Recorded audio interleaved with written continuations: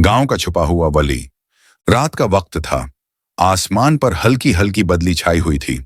दौर कहीं से एक परिंदे की सदा आती और गांव की खामोश गलियों में गूंज कर गायब हो जाती।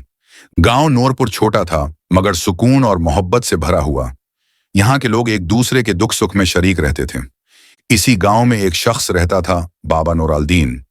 एक खामोश, सादा, टूटे कपड़ों वाला, मगर दिल का बेहद रोशन इंसान। लोग उन्हें दीवाना समझते, बच्चे उनका मजाक उड़ाते, कुछ लोग उन्हें नेक समझकर सलाम करते, मगर किसी को यह मालूम नहीं था कि यही शख्स अल्लाह का एक छुपा हुआ दोस्त था।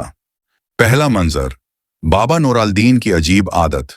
फज्र से पहले जब पूरा गांव सो रहा होता, बाबा नूरालदीन नहर के किनारे खड़े होकर आसमान की तरफ देखते और बड़े दर्द से कहते, ऐ मेरे मालिक, मेरी वजह से मेरे गांव वालों पर कोई मुसीबत ना आए। अगर कोई बुला लिख दी गई है तो उसे मेरे हिस्से में डाल दे। ये अल्फाज पानी पर बिखर जाते, हवा के साथ उड़ते और वापस उनके जड़ों में जज्ब हो जाते। किसी ने कभी समझा ही नहीं कि यह शख्स किस दर्जा की दुआ करता है। दूसरा मंजर, गांव में फसाद। एक दिन गांव में बड़ी मुसीबत आ गई। बारिशें रख गईं, फसलें सूखने लगें, लोग भूखे हो गए। कुछ लोग गांव के चौधरी के घर गए और कहा, चौधरी साहब कुछ करें वरना लोग मर जाएंगे।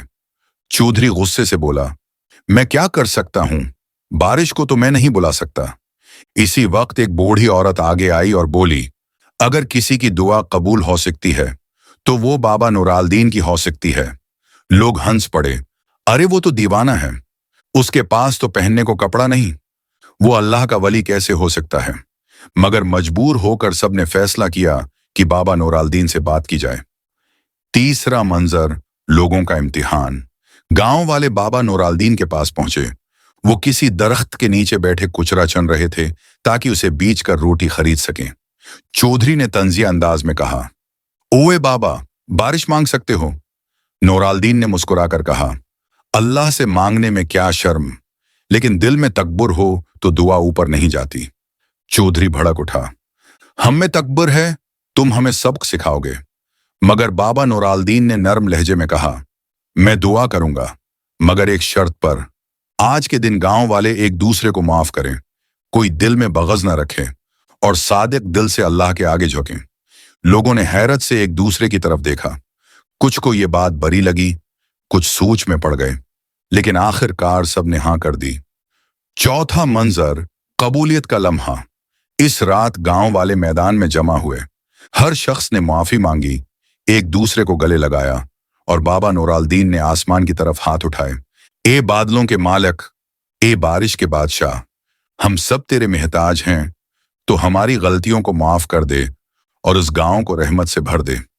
चंद लम्हे खामोशी छा गई, फिर आसमान पर एक बजली चमकी, फिर एक गरज और अचानक बारिश बरसने लगी। लोग हैरान, बच्चे खुश, बूढ़े रोते हुए सजदे में गिर गए और बाबा नूरालदीन खामोशी से एक तरफ खड़े मुस्कुराते रहे। पांचवां मंजर, हकीकत का इंकिशाफ। बारिश मुसलसल 3 दिन तक होती रही। फसलें दोबारा हरी हो गईं, लोगों में खुशी लौट आई। एक रात गांव के इमाम साहब ने ख्वाब में देखा कि 2 फरिश्ते बात कर रहे हैं। उस गांव पर कहत आना था, मगर एक अल्लाह का दोस्त खड़ा हो गया और उसने दुआ करके मुसीबत टाल दी। इमाम साहब ने पूछा, वो अल्लाह का दोस्त कौन है? फरिश्तों ने कहा, नूरपुर का दीवाना बाबा नूरालदीन। इमाम साहब की आंख खुल गई, दिल कांप रहा था। उन्होंने अगले दिन ऐलान किया, नूरालदीन अल्लाह के नेक बंदे हैं, उनका एहतराम करो, ये गांव उनकी दुआ से बचा है। लोगों पर बजली गिर गई, जिन्होंने मजाक उड़ाया था वो शर्मिंदा हो गए। छठा मंजर, आखिरी दिन। कुछ ही दिनों बाद बाबा नूरालदीन कमजोर होने लगे, चेहरे पर अजब नूर आ गया था।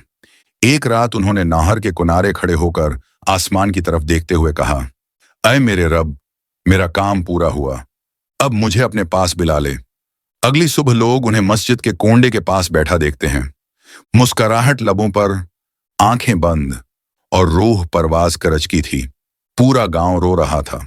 चौधरी भी कदमों में बैठा रोता रहा, हमने पहचाना ही नहीं, हमने पहचाना ही नहीं। सबक, उस्ल अजमत लबास, दौलत या शहरत में नहीं, असल अजमत इखलास में होती है। अल्लाह के दोस्त छिपे हुए होते हैं, दिखावे वाले नहीं। दिल साफ हो तो दुआ आसमानों तक जाती है। माशरे की मुश्किलात कभी कभी चंद नेक लोगों की वजह से टल जाती हैं।